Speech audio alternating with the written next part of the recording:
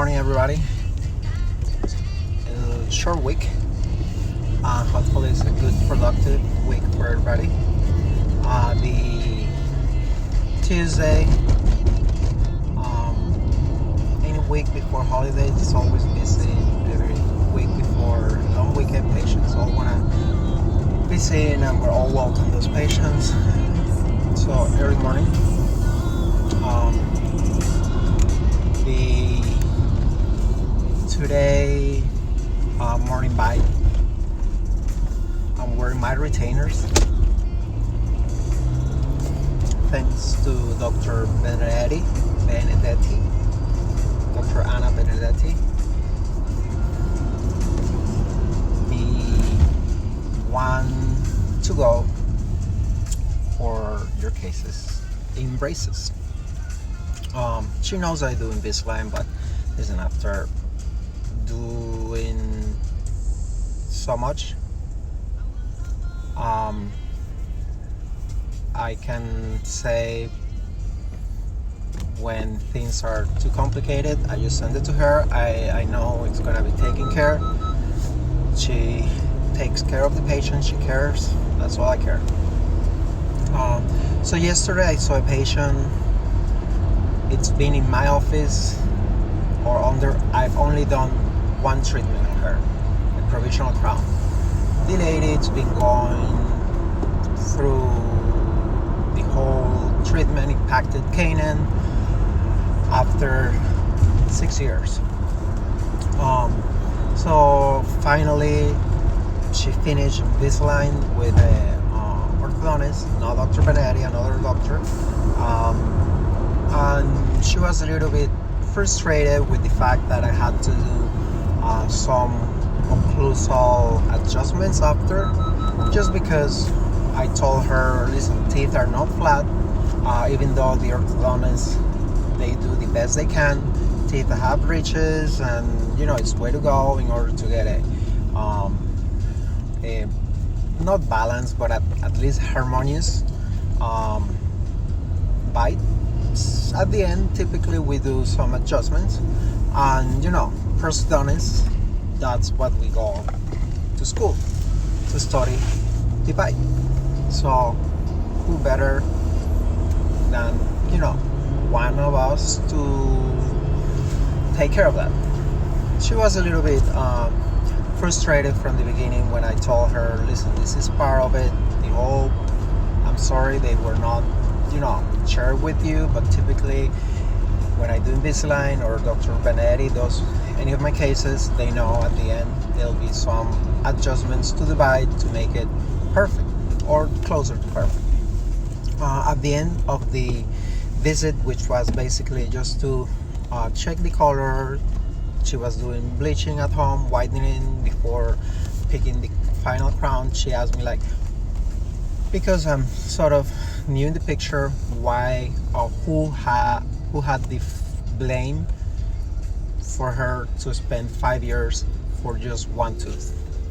She had an impacted canine, impacted meaning it didn't come out.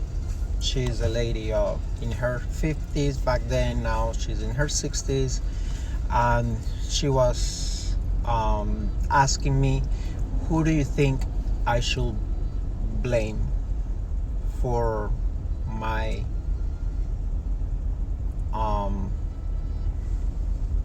torture?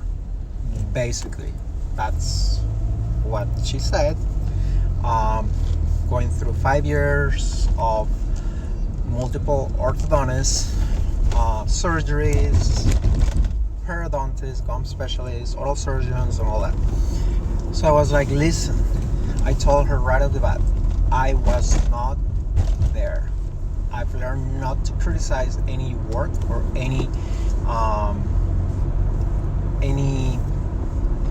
decision made by other clinicians, because you never know the circumstances, the time,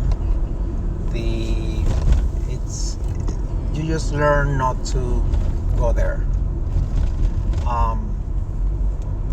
I told her it wasn't so much that the somebody did something wrong. It was just communications and maybe the approach for one of the specialists that didn't share with her fully the risks and benefits of trying to pull an uninterrupted tooth to the bite, because we do it all the time. But the first thing I tell the patient is, listen, if after 2 months we don't see any progress, we have to move on to the next option, which will be basically removing the tooth, making either an implant to replace the tooth, ideally, if the patient cannot afford it, maybe a removable retainer for the time being. If the patient really don't want to go through any more surgery, a bridge. But there's always options. And I told her, all I can say, it maybe was a miscommunication from the first clinician that didn't share fully all the options and the plan A, B, C, D, E after plan A, which typically it's what, when there's something impacted and the patient is willing to go through ortho surgeries and all that, you move the teeth and then you just pull the tooth to the bite. So she felt a little bit like, I guess that's all she's gonna get from me. She's home stretch. She's gonna get her final crown in a couple weeks, number 11. That will be 23 in Australia and in the rest of the world. It's a Canaan, it's a front tooth, but in the highlight of the whole conversation, she was told in a cruise that, lady, you have a beautiful smile. So she understood that things take time, especially when you're an adult. The jaw, the teeth don't move as quick as kids, and there's always limitations. So at the end of the appointment, she left happy that she sees a light at the end of the tunnel. But my advice to any colleagues, it's explain from A to Z all the risks, benefits, complications of a possible treatment, and always have A, B, C, D, E, F, G options, because science is just so good. Biology is just so predictable. We always have to have options to overcome obstacles, which is basically treating human beings. We're not treating computers or cars, or that they're statics and we pull this, we'll turn this. So yeah, that's all. Explain, communicate, and care. Everybody will be happy when you tell all the risks, benefits, complications to the patient. If anything happens, it's just, patient is informed.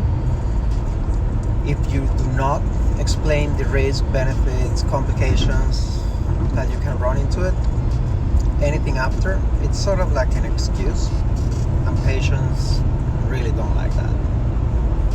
So have a great week. Transformation Tuesday is coming, and then look it up in the Instagram, and then happy Labor Day. If you're traveling, safe travels, and we'll see each other maybe next week or maybe tomorrow. We'll see. Have a nice week. Bye.